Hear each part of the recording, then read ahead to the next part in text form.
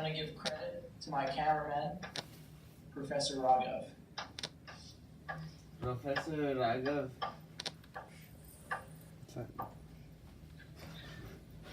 Today we're going to be learning about method of sections.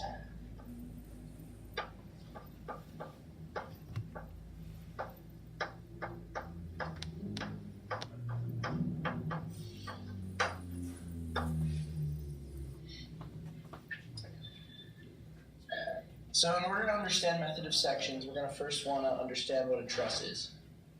So a truss is simply a structure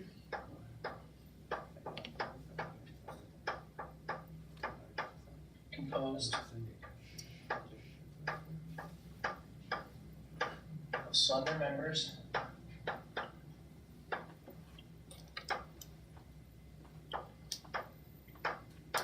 joined at a point.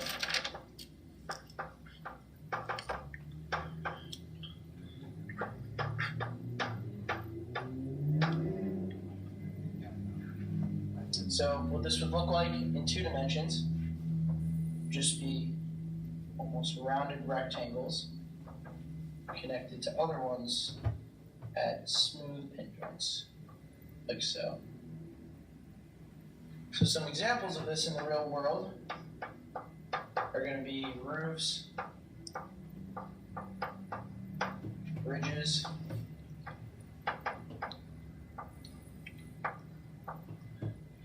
large classrooms like auditoriums that you're probably sitting in right now. So in order to use trusses to analyze problems, we're going to have some assumptions.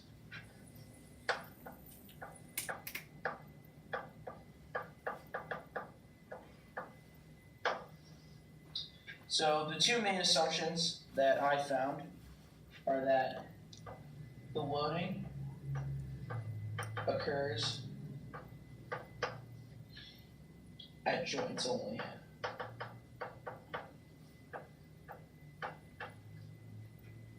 The second assumption we found is that all pins are smooth and connect trusses.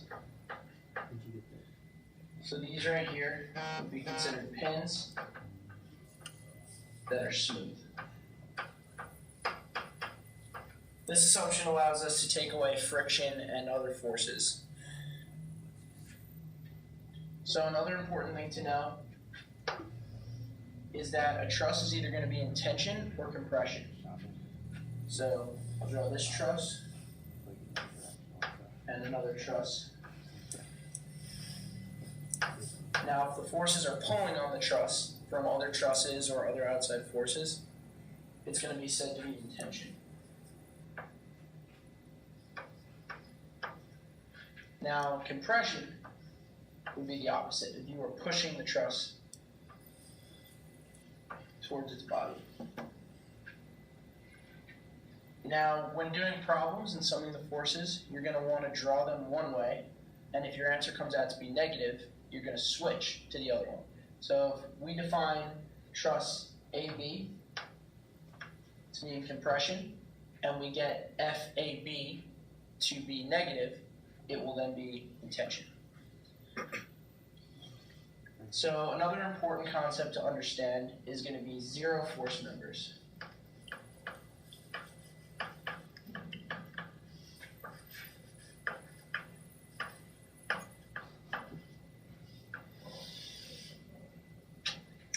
So a zero force member is exactly what it sounds like. It's a member that has zero force. So what this means is that you have 3 trusses connected at a singular point.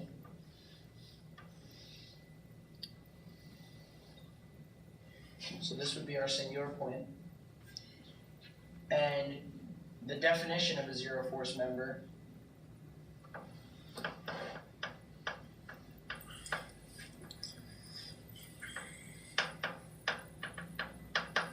three trusses at a point with 2 collinear members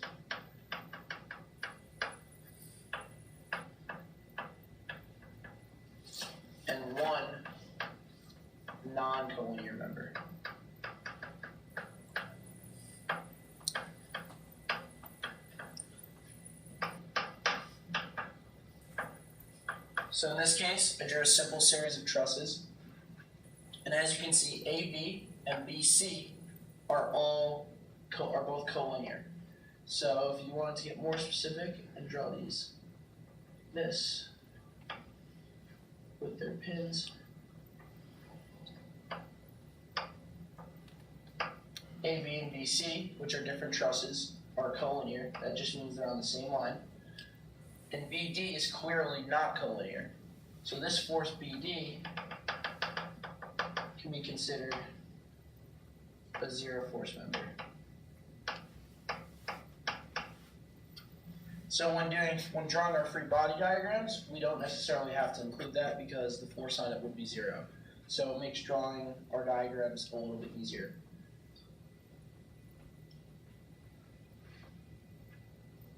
Any questions?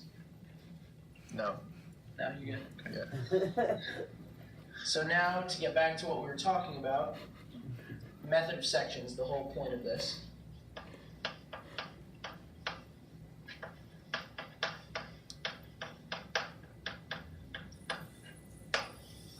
This is just another process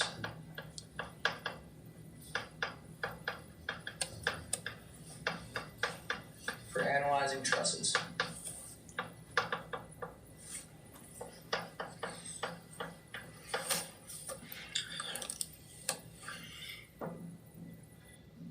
So this process is based on the fact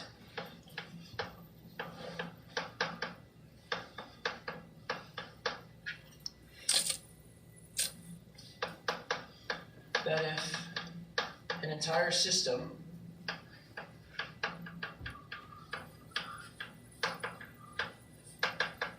is in equilibrium, so are all of its components.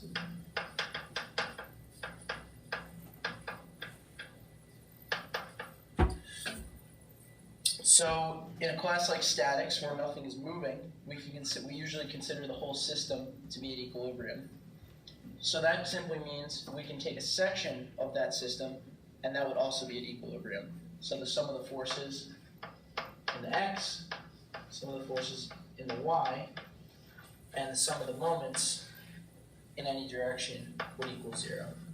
We're just going to be discussing two-dimensional cases today, but this would also apply to three-dimensional cases. So in that case, the sum of the forces in the z would also equal zero. And this builds upon the ideas that we talked about in previous lectures, like method of joints, for example. These are all just ways of analyzing trusses.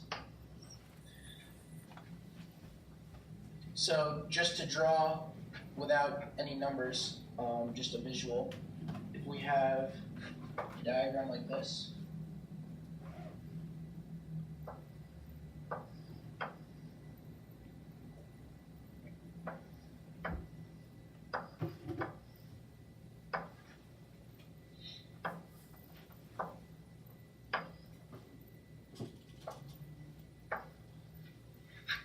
so these vertical lines simply mean that we are at a wall, and these are two different types of supports. So just as a little refresher, we can have different types of joints. So we can have a ball bearing like that, which would just exhibit a force outwards. And we can have a pin joint like this on the wall that would exhibit a vertical and horizontal force. There are other types of supports, but the examples we're doing today are just going to involve these two. So if we were to label this,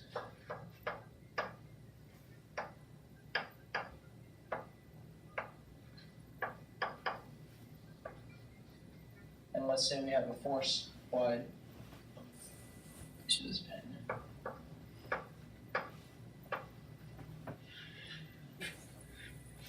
So we may be asked to solve for the force in BC, CD. We can really be asked for any of these, but it might be easier to not analyze the entire system. So once we take our equations for the entire system, so the reactions in the x, y, and the moment, we can then look to see if it would be easier if we could cut the system into two separate pieces and then analyze one of those individual pieces. So you'll see what I mean in an example. But in this case, if we don't want to have to worry about this force for these two reaction forces, we might want to cut the system here. And then our free body diagram would only consist of one of these sides. So like I said, you'll see when we do an example exactly what I mean. And just to review free body diagrams for structures like this,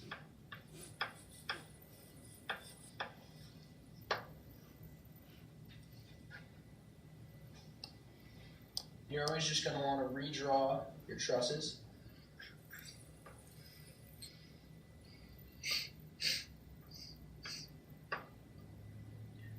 And draw any forces that might be acting on them.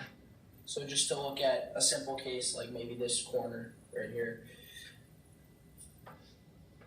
This ball bearing would exhibit a force in the x direction.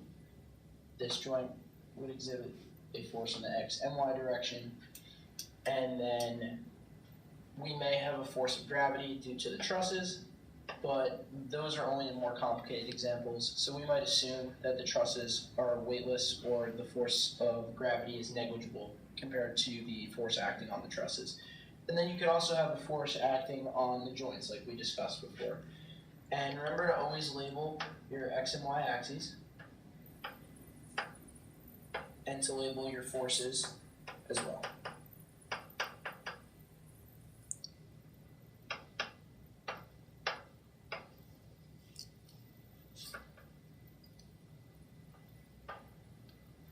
I know these are small, but this is just denoting the force at A in the x direction and the force at A in the y direction. When we do an example, it'll be drawn bigger so you can see.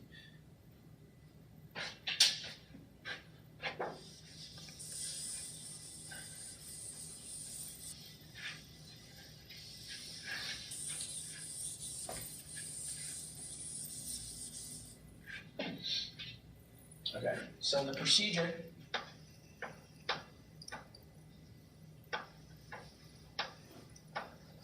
for these types of problems, method of sections, is going to be fairly simple and cookie cutter.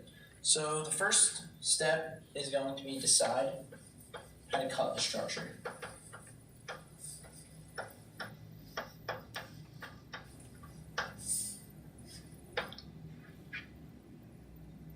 The second step would be to identify support reactions.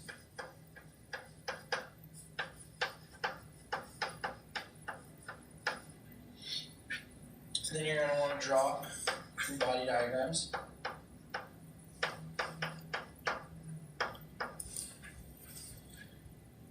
And then we're simply going to want to look at our equilibrium equations. So look and solve equilibrium equations.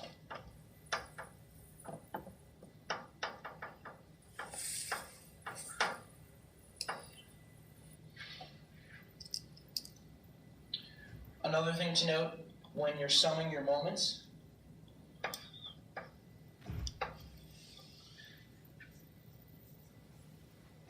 you're going to want to pick a point that has unknown forces on it to help you solve for other unknown forces. The whole point is to eliminate certain forces so we have enough to solve with.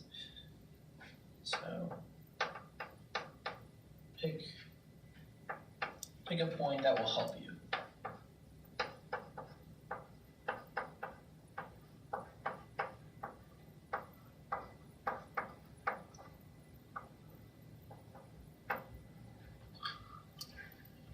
Okay, so now let's move on to an example problem.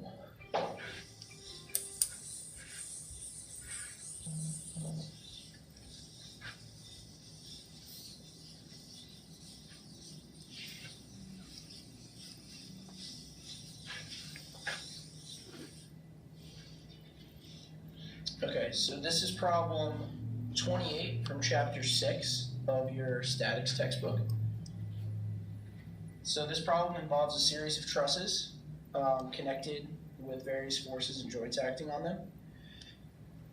And we're going to want to analyze for particular forces acting on those trusses.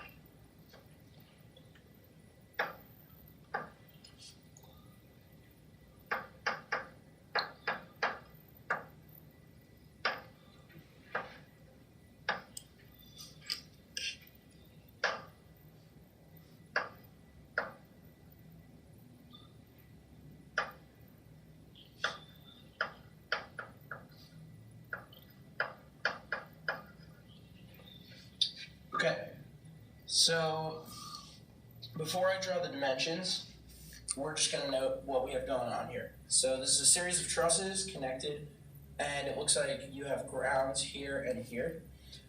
So this support is going to exhibit a force in the y direction from these ball bearings. This support is going to exhibit a force in the x and y direction due to the support we discussed before. And then we have different forces. This can be anything, someone pushing on it, a weight, whatever, acting at E, D, C, and B.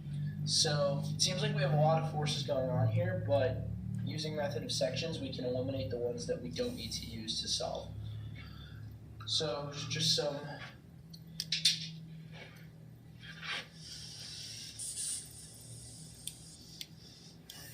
dimensions to note.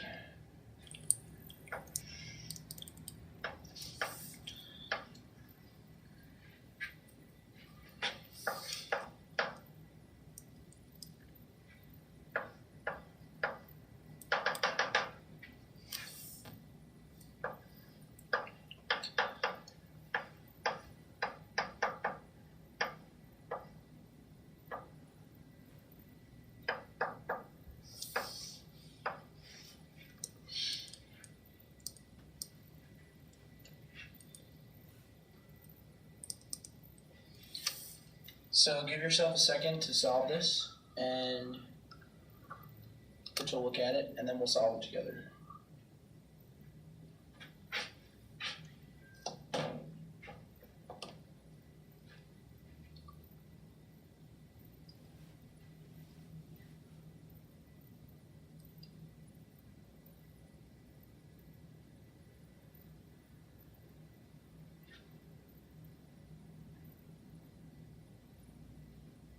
Okay, so we don't necessarily need to redraw the entire thing as a free body diagram, maybe just the section that we use, because we've already drawn all the forces acting on it.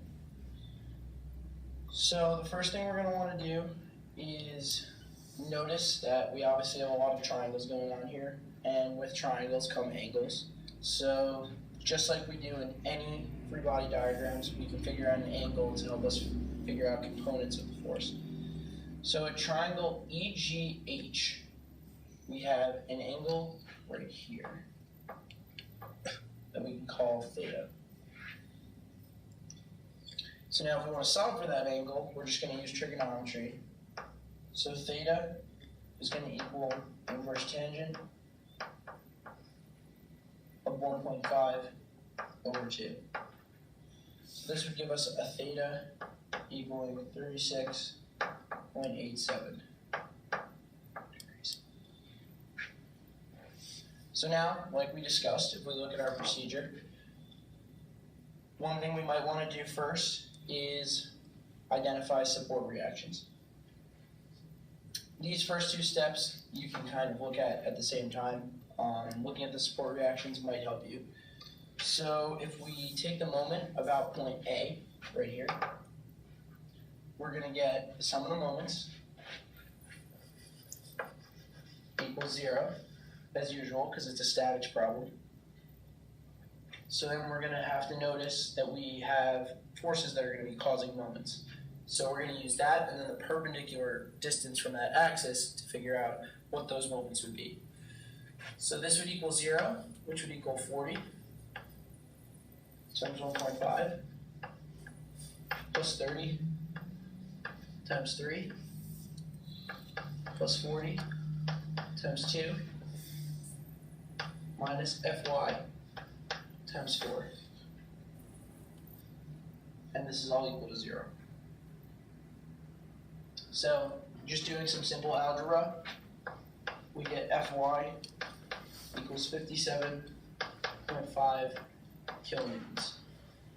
Make sure you label your forces and keep your units consistent. So now we're going to want to figure out what we should cut and where we should cut, and this is going to be based on what the problem is asking. So notice how I haven't even given you what you're solving for yet, because this is all routine for any type of problem that you'd be asked for in this scenario. So in this case, we're going to be asked to determine the force in ED. So that's right here.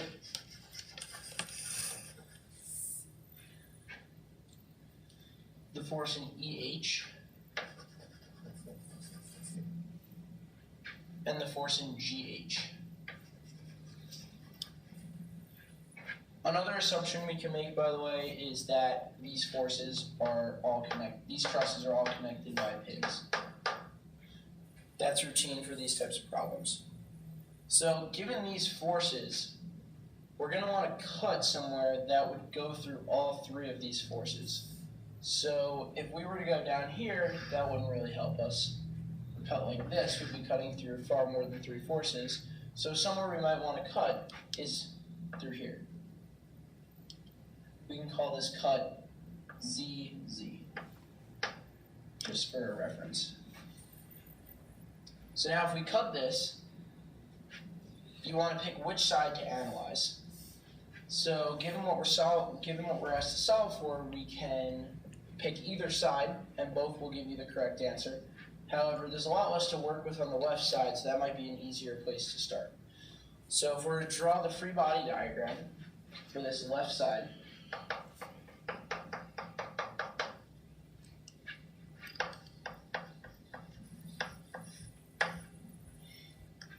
it's going to be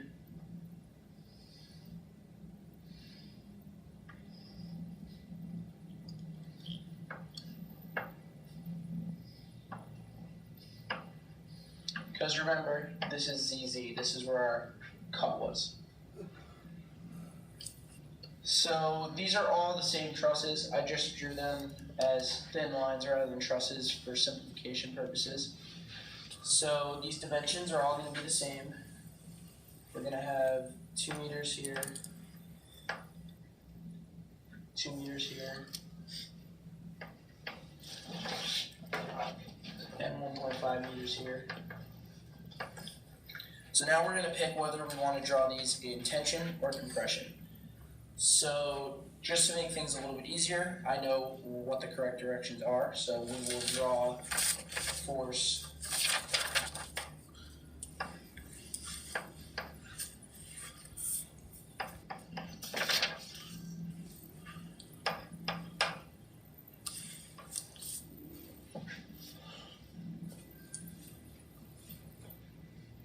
we'll draw force GH, compression,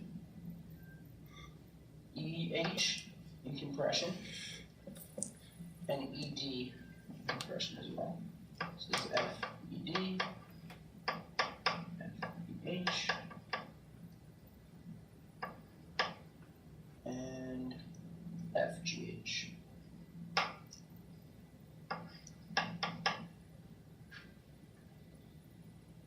So now we drew our free body diagram. So now we're gonna look for our equilibrium equations. So something that usually helps first is to take the moment about another point. So here, what's gonna cancel out some of the forces that we don't know? So we have 3 unknowns, and 2 of them meet at a point. So that might be a good place to start. So if we take the sum of the moments about 80, we're going to be left with negative Fy times 2 minus FGH times 1.5 equals 0. But remember, we know Fy from before. And now we're just left with FGH to solve. So again, just simple algebra. This is plugging in and solving for a variable. So that leaves us with FGH equals negative 76.67 kilonewtons. Now remember what I said.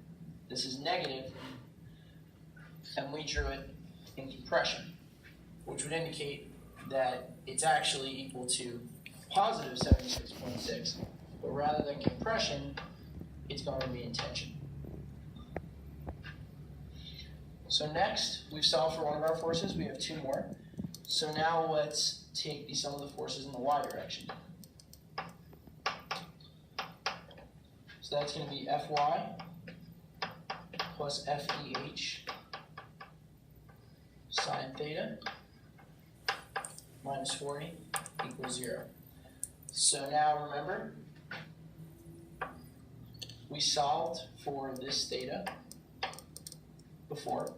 We found it to be 36.87. So we know that. We know Fy from before as well.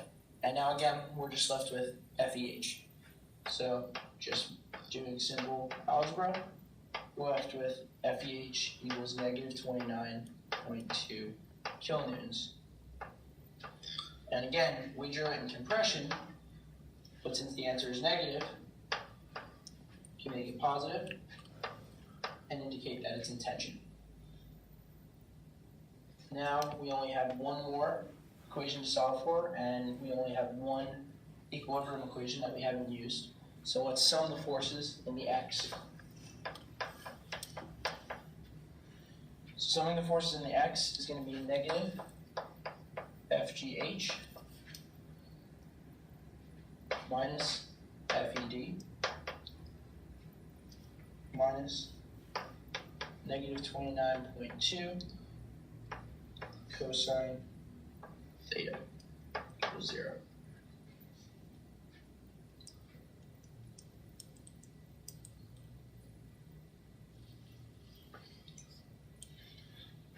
This 29.2 comes from this force. We know FGH, we know theta, and now again, we're just left with one unknown and one equation. So we could solve for FED, and we get 100 kilonewtons. And since we drew that, we drew that in compression, and it came out to be positive, we know that it is in compression.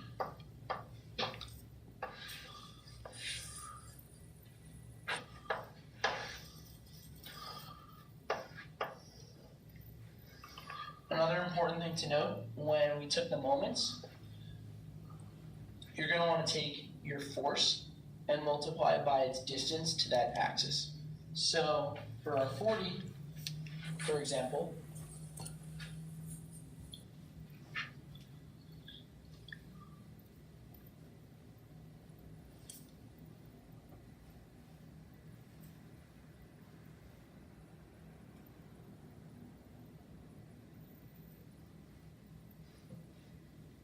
So this is the sum of moments at A. Apologize, didn't write that in. So that 40 is a perpendicular distance of 1.5 from A. So that's where you get the 1.5 from. The 30 is a perpendicular distance of 1.5 plus 1.5, which is 3. And then we have another force of 40, which is 2 away, perpendicularly to this axis. And then F of y, which is 4 away. And you're always going to want to define a direction to be positive for your moments. So the 40 Newton force would cause the structure to rotate this way, so we define this way to be positive. And these would also cause the structure to want to rotate this way, which would make them all positive, except for F of y, which would be acting in the other direction, which would make the structure want to rotate that way. And now, if you wanted to analyze it with this side, you can absolutely do that. You should get the same answer. That might be something that you want to try on your own. And is there any questions before we finish for today? When do you know when to use method of joints versus method of sections? Good question. So in certain cases, you need to use method of joints because you're going to want to analyze every single individual point. But in this case, we're going to use method of sections because we only need to know 3 forces that are all very close to each other, and you can clearly see a cut. However, if rather than given FED and GH, we were given IB and CH, there's no clear cut for us to do, so method of joints might be easier. Method of joints will also always work, but method of sections is quicker in a lot of cases. So if we were to do method of joints here, it probably would have taken much longer. Any other questions? That's all. Great. See you guys next time.